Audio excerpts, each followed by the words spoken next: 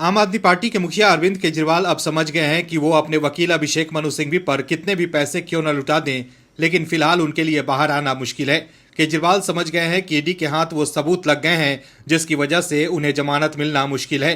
केजरीवाल समझ गए हैं कि अब उन्हें जेल में ही समय बिताना होगा, अब तिहाड़ में ही रहना होगा। यही वजह है कि अरविंद केजरीवाल ने अब हथियार डाल दिया है, लेकिन जनता को फिर से ठगने के लिए नए नए हथकंडे अपना रहे हैं। लेकिन अब दिल्ली के लोग समझ गए हैं और अब वो केजरीवाल की बातों पर भरोसा करेंगे, इसकी उम्मीद कम ही है। दर्शकों, आपके नेता प्रपंच करने में महारथी हो गए हैं। एक मंझे हुए कलाकार की तरह केजरीवाल और आप पूरी तरह से नाटक में लीन है। अब तो प्रपंचों की पराकाष्ठा लिखने को तैयार है केजरीवाल और आपके नेता।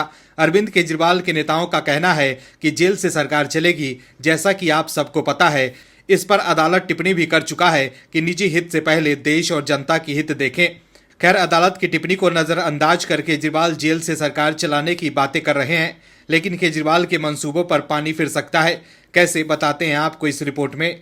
दरअसल आम आदमी पार्टी के सबसे बड़े नेता अरविंद केजरीवाल को कोर्ट से बड़ा झटका लगा है। राउज एवेन्यू कोर्ट ने सीएम अरविंद केजरीवाल की न्यायिक हिरासत 23 अप्रैल तक बढ़ा दी है। वहीं सुप्रीम कोर्ट ने भी उनकी याचिका ईडी की गिरफ्तारी के खिलाफ पर तुरंत सुनवाई से इनकार कर दिया है। ऐसे में अरविंद केजरीवाल भी मान चुके हैं कि उन्हें फिलहाल कोर्ट से राहत मिलने वाली नहीं है। यही वजह है कि अरविंद केजरीवाल अगले हफ्ते से दो मंत्रियों को जेल में बुलाएंगे। आम आदमी पार्टी और खुद अरविंद केजरीवाल ये कह चुके हैं कि वो सीएम पद से इस्तीफा नहीं देंगे, भले ही जेल से सरकार क्यों न चलानी पड़े। आम आदमी पार्टी के नेता संदीप पाठक ने सीएम अरविंद केजरीवाल के निर्देशों के बारे में बताया और कहा कि अरविंद केजरीवाल ने कहा है कि अगले हफ्ते से दो मंत्रियों को तिहाड़ में बुलाएंगे, वहां उनके काम की समीक्षा करेंगे। संदीप पाठक ने बताया कि हर हफ्ते तिहाड़ में अरविंद केजरीवाल से कैसे मंत्रियों की मुलाकात होगी, इसके कानूनी पहलू पर काम करेंगे।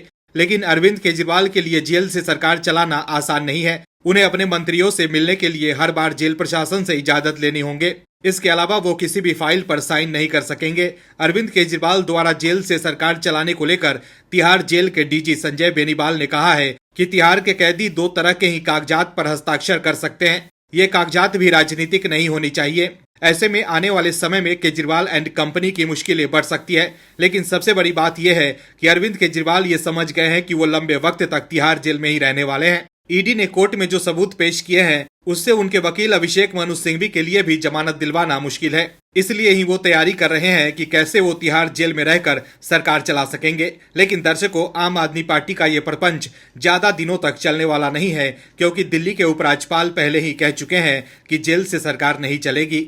Bureau report, OMH news. और भी वीडियोस देखने के लिए चैनल को सब्सक्राइब करें और बेल आइकन को दबाएं।